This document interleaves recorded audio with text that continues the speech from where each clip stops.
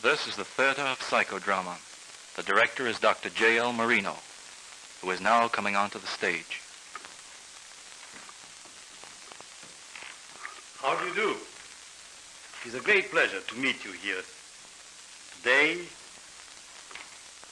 the best way of introducing you into the meaning of psychodrama is if one of you would step up upon the stage and talk with me about it. What about you?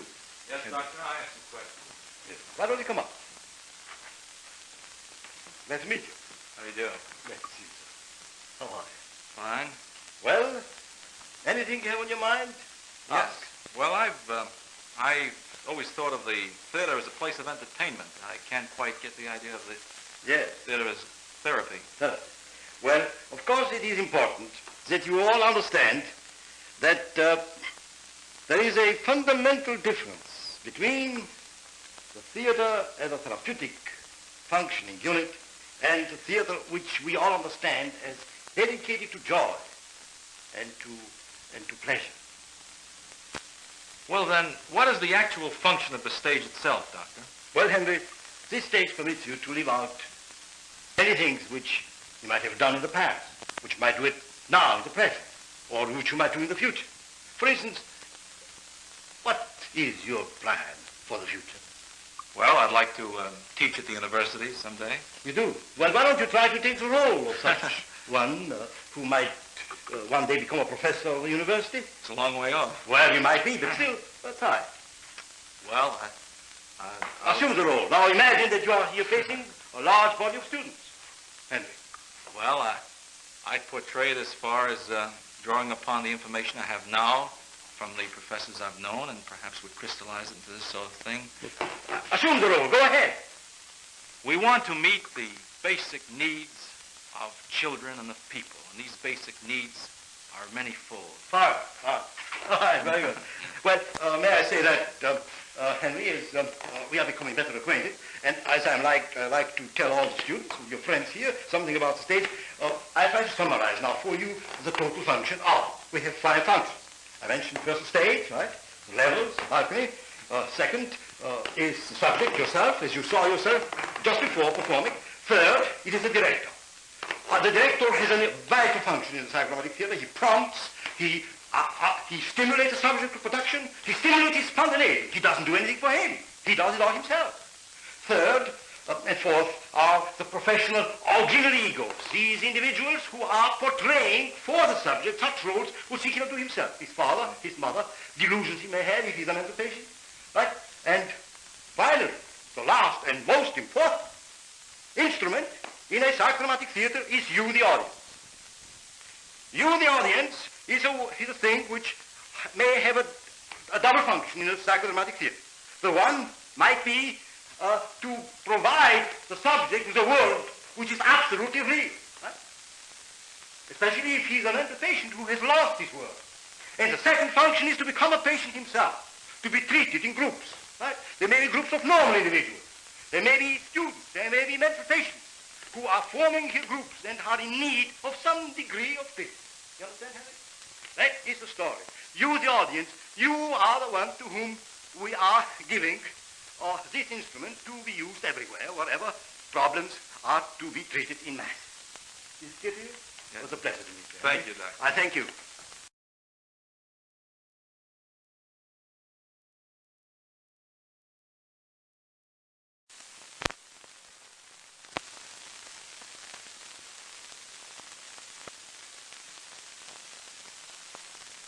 When I begin to work with a subject, I have nothing to work with, and therefore the production is one which I structure gradually.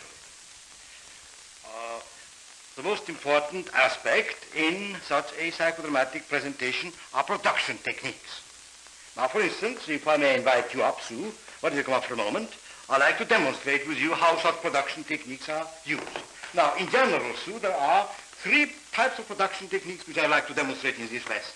The one is the technique of representation. The second is the technique of reversal. The third is a double technique. Let's start with the first one, the technique of representation. For instance, you, Sue, to give you an illustration, you are from? Tarrytown. Tarrytown. I would like, for instance, to meet your mother, right? Your mother isn't here. No, right? she isn't. No, and she couldn't come. We have, therefore, to portray her by means of someone who is particularly trained to take such roles. Now, these people are called auxiliary egos, as you know, and we have here a number. Now, I would like, for instance, Zerka to come up and to portray the role of your mother. Now, in such a case, she will be, here is Zerka, and we will, you being the resource person, you will inform her what kind of a person she is and what kind of a relationship troubles you at the present time, which you would like to, which might require portrayal on the stage, right? And then, of course, we will proceed from then on. She'll be your mother and you will be yourself. The only thing is, Doctor, there isn't too much of a conflict situation with my mother. Well, that is not. Well, we can imagine, you all can imagine that, how such a technical presentation can be done.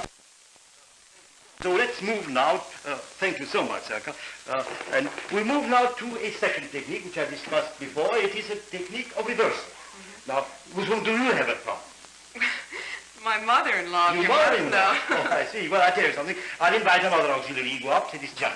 Now, Jana, if you'll come up here, and you see, in the role, in the reversal technique, you will take the part of that person with whom you have conflicts. That is your mother-in-law. And she'll take your part. Right? And now you structure with her a situation we would like to see you as your mother-in-law, and she taking as well. She takes a part of Sue. All right, go ahead.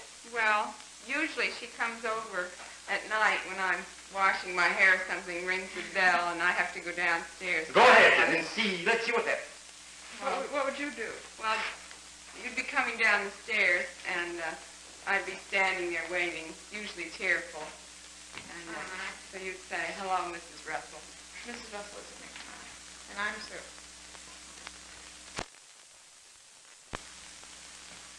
Hello, Mrs. Russell. Oh, Sue, I don't know what to do. I've been having a terrible day. Is Norman home? Oh, yes, he's upstairs. You come on up. Well, you know I can't walk all those flights up. Would you tell him to come down? I just have to talk to him. The most terrible things have happened to me, and I just don't know what to do. And the doctors say I have to be operated on, and that woman was so mean to me again. And you know how she acts. She just goes, she kicked me, and she threatened to throw me out the Now, please, now you reverse roles, and now you are Sue, and she is now Mrs. Russell. Oh, I just don't know what to do, Sue. I want to see Russ. Won't you tell Russ to come down? Now, you know that, and I'll have him come over and see you. Oh, but he isn't in class. That's all right. Now, that is about an illustration of how a reversal technique runs. Thank you, Jana. You understand, Sue, and you understand all. That is about how it operates. Now, it has a very great therapeutic value because one person can move from herself into the other person's situation and learn in action of what is going on in her own mind. And so she lives in two persons simultaneously, so to speak. And so let's go now, Sue, to the third technique. It is, and you all, please look carefully at Sue. We will go now into the double technique. Now, everyone, as it is visualized in mythology, we all have a person who is a double of ourselves. That is at least how it is visualized by the mystics and by folklore of all peoples on earth. And now, let us imagine that you'll come home, right, at one evening, and you'll find yourself. Zerka, will you please take the part of the double? And you'll find that there are two shoes in your living room, let us say. And now, you, of course, as regular doubles, you will move the same way, you will talk the same way, you will feel the same way, and you will complement yourself. She will give you a great deal of strength by having one like you in social space. Go ahead and try to work it out that way. Oh, dear, I suppose I was very nice to Russ's mother. Well, I try to be nice. Well, I know, but I don't seem to succeed very well. She gets so upset and she unnerves me. She makes me feel so, I don't know, so fidgety.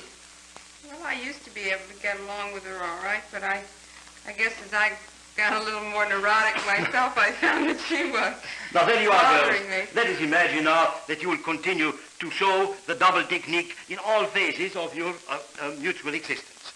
And now I would like to explain to all of you what this double technique means psychodramatically and therapeutically. You see, perhaps the best illustration is, if you recall, the great French novelist Guy de Maupassant. One day, when he came home, he saw himself sitting at his desk writing a manuscript. That was the beginning of his psychosis.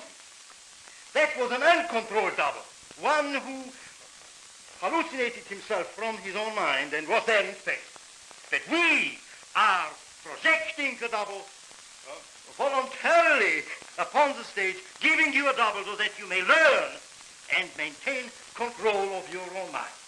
The controlled situation which a double portrays from the depths of your psyche is what we are giving to all these people who are suffering from psychotic experiences. You understand? Yes.